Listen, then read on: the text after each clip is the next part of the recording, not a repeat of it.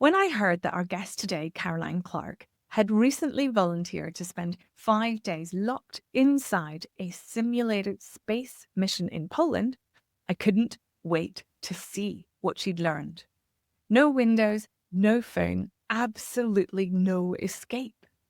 And it turns out, when you are sealed in space, or something quite like it, with six strangers and your own thoughts, humour becomes more than a nice to have.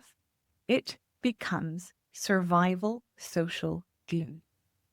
Together, we explore how laughter isn't a distraction from the serious stuff, but a deeply human way to connect, cope, learn, and lead, especially when work feels a little too heavy. Let's dive in. Caroline, what has prompted your major interest in humour at work? So it was a recent experience where I was on an analog space mission in Poland. And I know you're going to ask me, what's one of those? So analog space missions are simulations for living and working in space, whether that's on the International Space Station, on the moon, or on Mars. And it's used by all of the big space agencies, both to train astronauts, but also to research around engineering, science, and psychology. Obviously, my interest is the psychological aspects of living in space. And I was in this habitat, which is about the size of my home, actually. So quite small for 7 people, 6 other people and myself. And we couldn't leave the habitat for 5 days.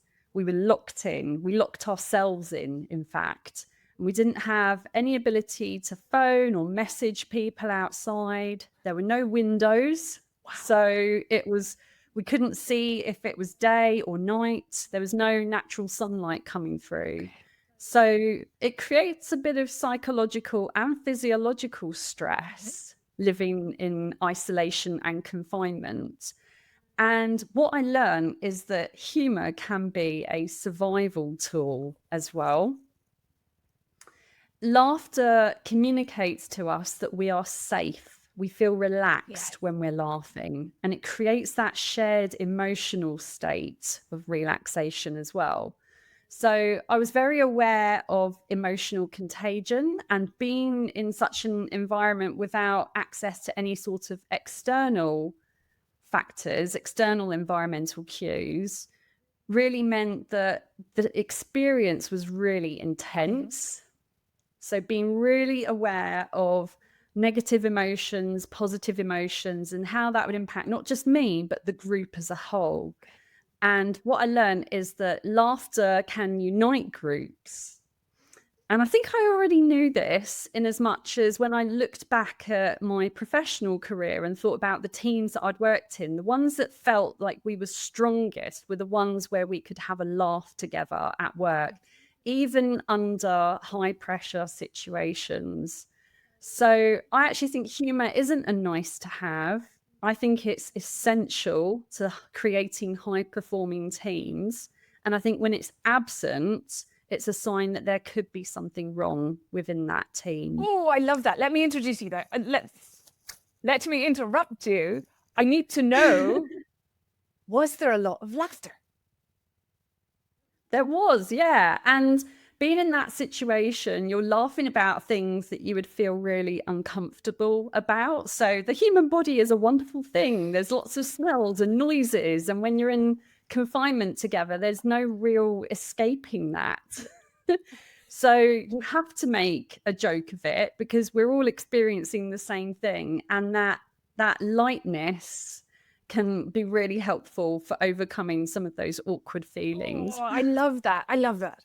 So I could talk to you all day about that, but I want to keep it to our focus, which is at work. So tell me a little bit about, what do you think is the main purpose of humour at work? So I think the biggest purpose is around stress regulation, because when we laugh, it lowers cortisol, which is our stress hormone. It increases dopamine, which is the feel-good hormone, and increases oxytocin, which is our social bonding hormone. So laughing can lead to more connection, which can then lead to more trust within teams and groups. I think that other purposes of humor are around improving communication because it increases that openness, that honesty amongst groups. I think it can build resilience because if we laugh about when things go wrong, we can actually move beyond the problem quicker and into the solution. You know, it opens up different ways of thinking about things, like using our creativity, using problem solving, using critical thinking. We've mentioned that it strengthens group cohesion, and a big factor in that is increasing psychological safety, particularly when leaders model humor, because it shows the leader has some vulnerability about a particular thing that they're laughing about. And that can lead to that progressive disclosure, one side, the other side, people being more vulnerable with each other, again, leading into that openness.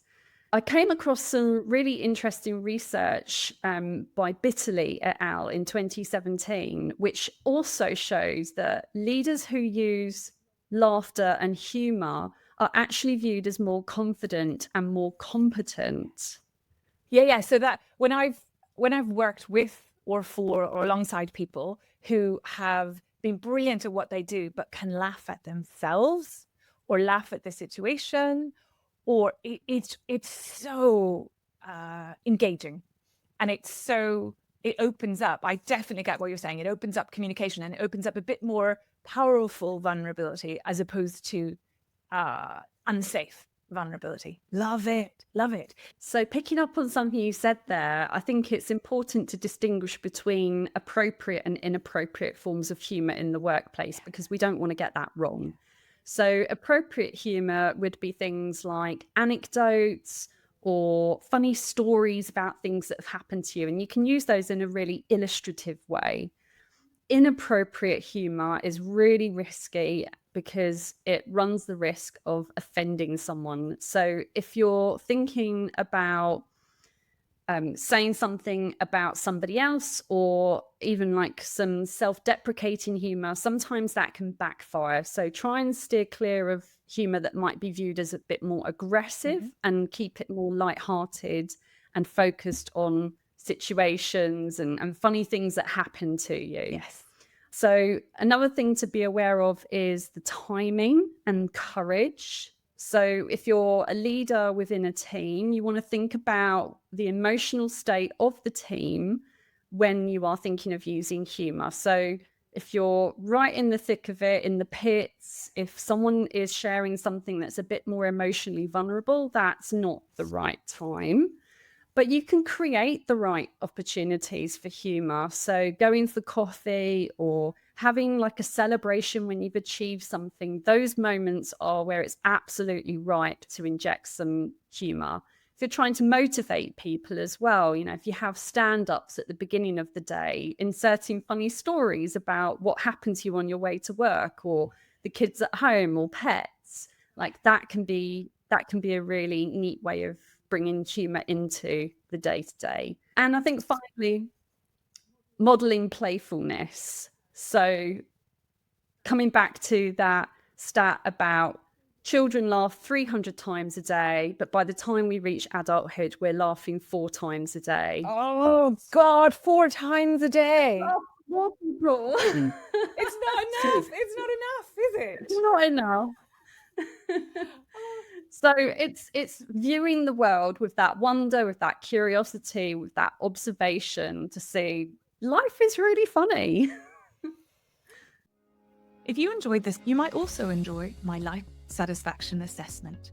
It's a 30-minute program where I guide you through a deep dive into 10 areas of your life to assess what's bringing you joy and what's bringing you down. I call it Derailed. It's a fabulous place to begin a Joy at Work redesign.